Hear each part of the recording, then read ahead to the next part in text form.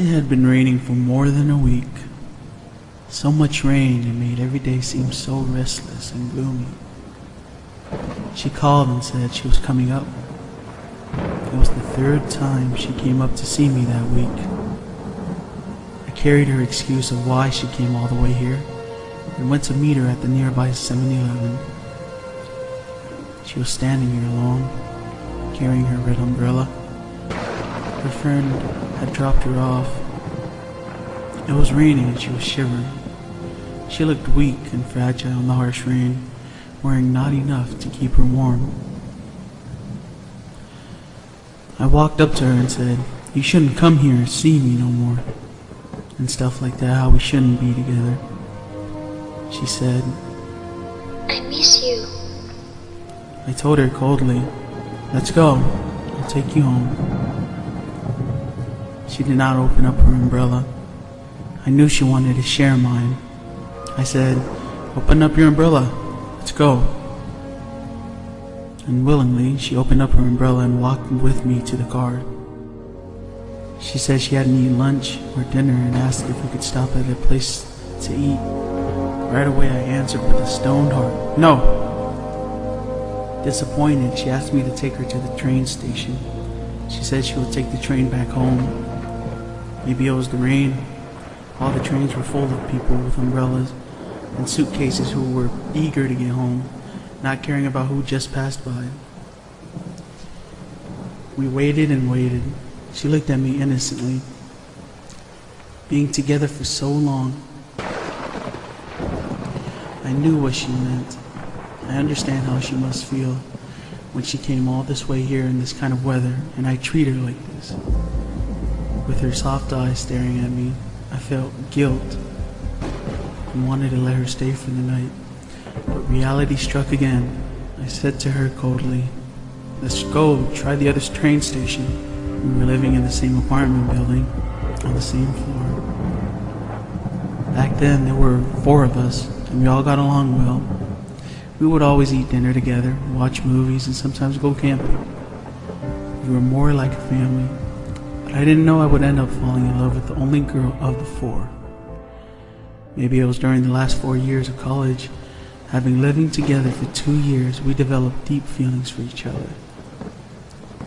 After she graduated, she went back home, and I stayed for 1 more year to finish school. During that year, I was only able to take the train down to see her on holidays, but never for long. That was how we kept the treasured relationship. We were walking alongside of the road. She was in front of me and I was right behind her. Her umbrella had a broken spoke. She looked like a wounded soldier, carrying her rusted rifle, walking weakly.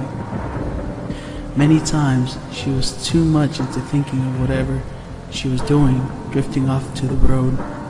She almost got hit by the cars passing by. I wanted to just take her in my arms, but with the love I had for her and the constant pain in my stomach, I did nothing. On the way, we passed by the park where we used to always go. She begged and said, "Let's go in the park just for a little while, please. I promise I will go home right after this." With her begging, my cold heart softened, but I still put up an annoyed face and walked in the park. I was just sitting on the benches looking like I wanted to leave. She went to the big oak tree and she was looking for something. I knew she was looking for what we wrote on that tree with a silver ink pen half a year ago. If I remember it right, I said, "Chris and Susan was here." Chris had tea and Susan was drinking hot chocolate. Hope Chris and Susan would always remember this day, always loving each other forever. She was looking around for quite a while, then she came back slowly with tears on her face. She said, "Chris, I can find it. It's not there anymore." I felt so sour inside. There was a stream of pain flowing into my heart, a kind of pain I'd never felt before. All I could do was pretend I didn't care and say, "Can we go now?" I remembered my big black umbrella. She was just standing there. Didn't want to leave yet, hoping there was still a chance. She said, You made up the story of you and that other girl, didn't you? I know I frustrate you sometimes, but I will change. Can we start over? I didn't say a word, just looked up, down, and shook my head. After that, we just kept on walking towards the train station. Didn't say a word to each other. 4 years ago, the doctor said I had cancer, but it was found early, so it was still curable. Thinking that it was okay, I started living my normal life again, and even forgot about the cancer. I didn't think about the cancer again, and did not go back to the doctor. Until a month ago, my stomach was hurting for 2 weeks straight, and the nightmare awakened me again. First I thought the pain would go away, but it grew stronger until to the point that I couldn't take it anymore.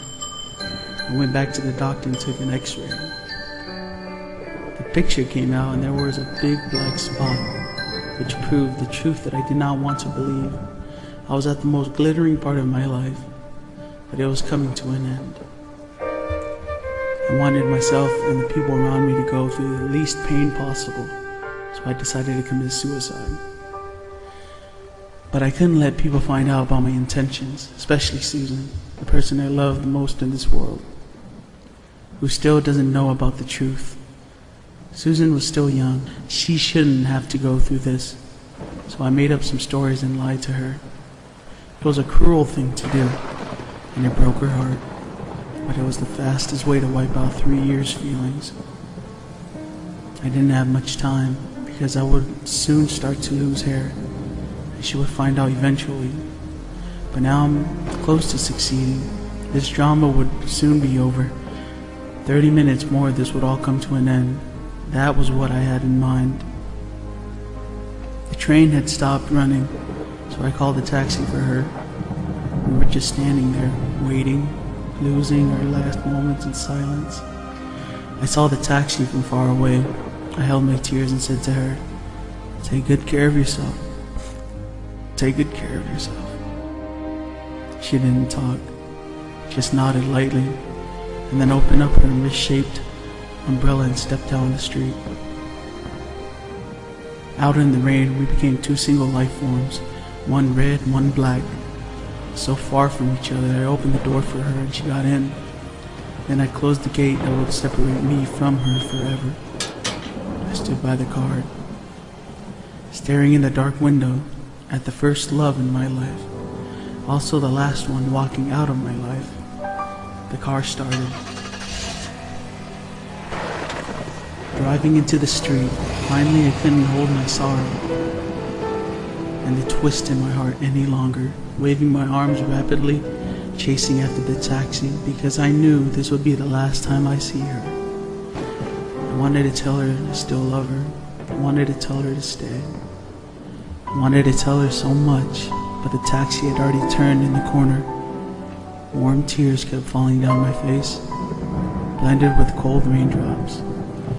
I was cold, not because of the rain.